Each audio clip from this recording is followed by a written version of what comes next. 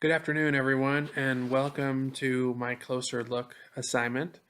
I chose the topic of adaptive leadership and its effect or potential to affect cities and how they are implementing smart city strategies. So I hope you enjoy it.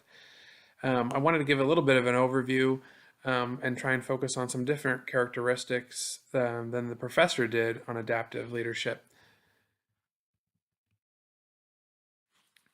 So there's a lot of literature out there, even though this is still somewhat of a new theory and something that's in development.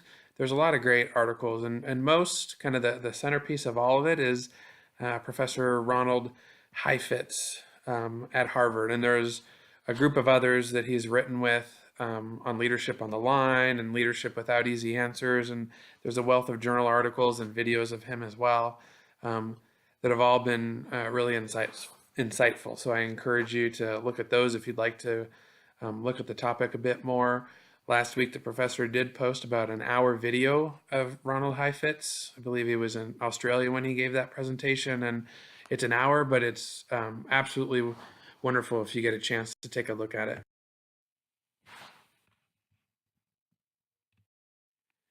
Instead of focusing on authority or positional power or even structure, adaptive leadership really kind of focuses on what's required between leaders and people, or the actions of a leader in relation to their followers in any given context. And it really has an effect or focuses on change across multiple levels within the organization. It's not simply just a leader looking inside internally at his or her own.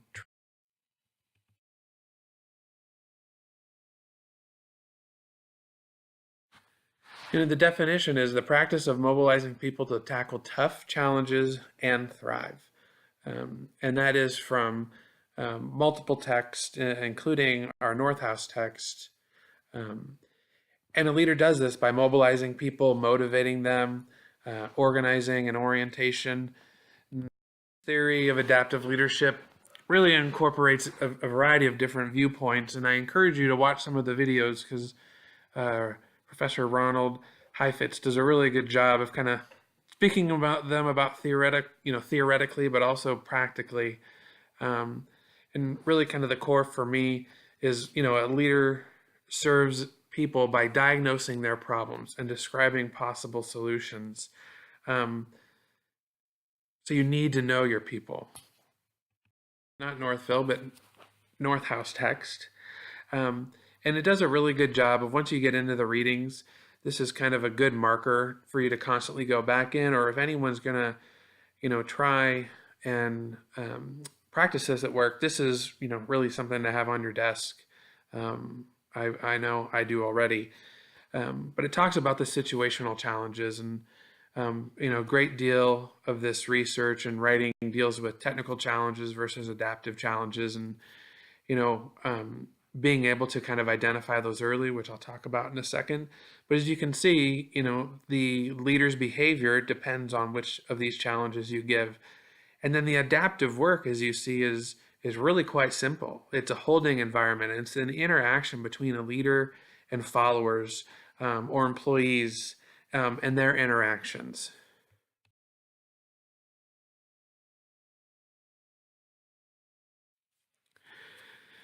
Ronald Heifetz and others do a really good job of talking about the differences between technical and adaptive challenges. In technical challenge, we've discussed, and a lot of us deal with, every day. And for better of a lack term, they're easier than adaptive challenges, quite frankly. Perspectives are usually aligned, including, values.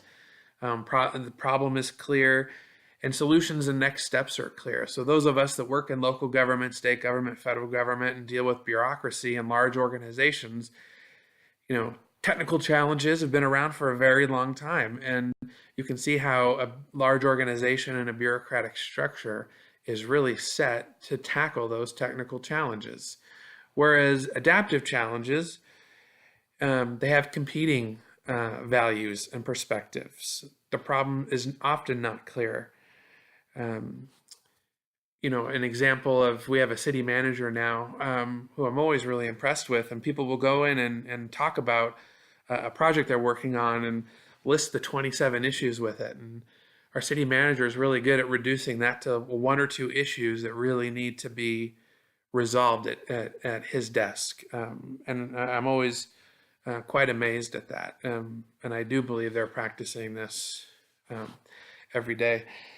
One of the classic errors is a person trying to utilize technical leadership to address an adaptive leadership challenge. There's talk about the process or the behaviors of a leader, what they need to do if they want to practice adaptive leadership. One of the first things is the term "get on the balcony." And I found a cartoon somewhere which every time I add to this PowerPoint, it breaks. But it shows a leader, kind of on a balcony over a furniture shop, kind of looking at how everything's working. And I always picture that. But really what it is, it's to get out of the situation, the challenge or the problem. Try and look at it from above and see where people are. Large organizations are going to have people on different sides. And really to try and listen to people and not just the specifics, but what are the meanings? What are they fearing? What are they stressing about? Because you're going to need to work with these people. And as part of this process, the two most important things, you want to know where your followers are at, and whatever challenge it may be, it needs to be diagnosed, whether it's an adaptive challenge or a technical challenge, because you will address those very differently.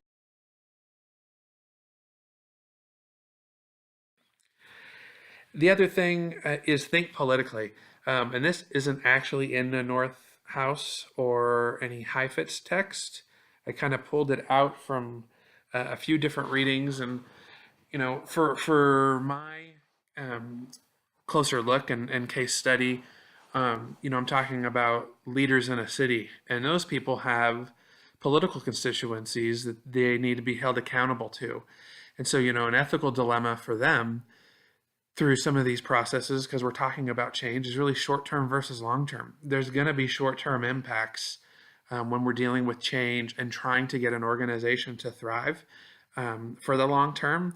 And so a leader does need to think politically and align their partners, keep their opposition close, and quite frankly, acknowledge their loss when it happens.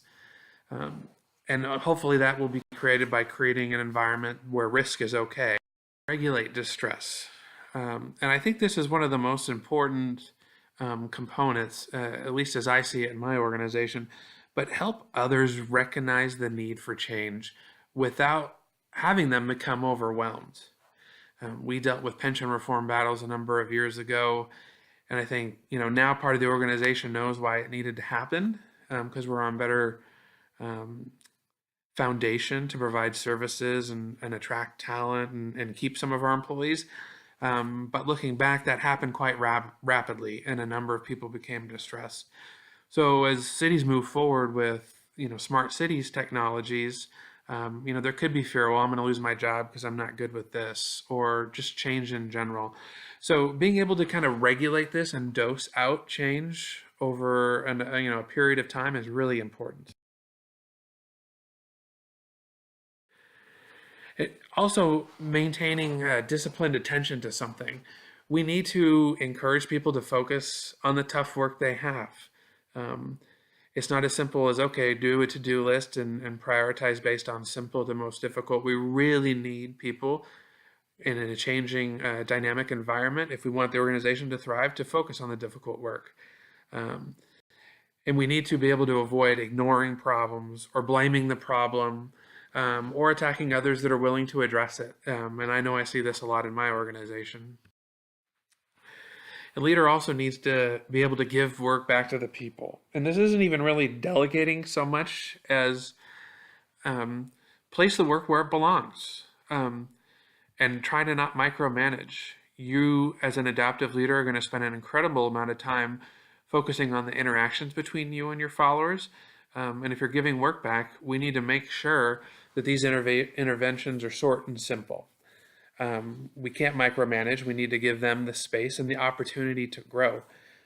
Anyone who's taken the organizational behavior class knows that one of the keys to organizations thriving is you hire a talented person that loves what they're doing, then you as their manager or their leader need to give them the opportunity. And all of those things being equal, it should be a success. And I think adaptive leadership picks up on that quality. Seventh is protect leadership voices from below.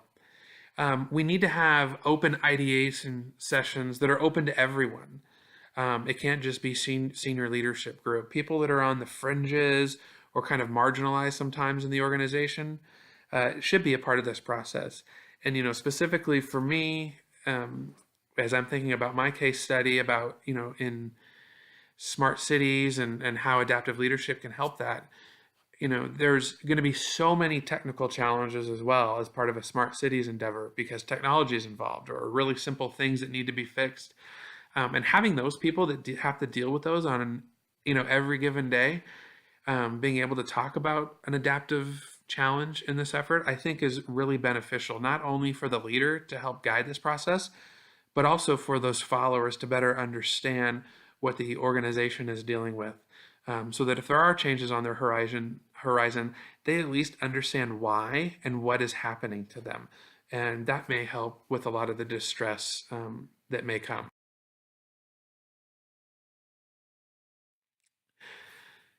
And then hold steady. As I talked about, um, no change in a large organization is easy. And especially as I'm thinking about cities and political constituencies, there is going to be pushback and ethical dilemmas over short and long term. So a leader needs to be able to take the heat for that and protect the rest of the workforce and focus attention on the actual important issues of their workforce. And then lastly, um, I think Fitz does a wonderful job of, it doesn't need to be a mayor, a city manager, or a department head that can practice this. You can practice and lead in adaptive leadership without a formal position or role. Um, and that's influence and motivation on sharing on a vision, developing relationship, and exercising personal power. Um, I think people that have strong interpersonal skills um, will be able to adapt and actually be very insightful into adaptive challenges and adaptive leadership work as they move forward in their organization. I hope you enjoy this week's discussion, and thank you very much.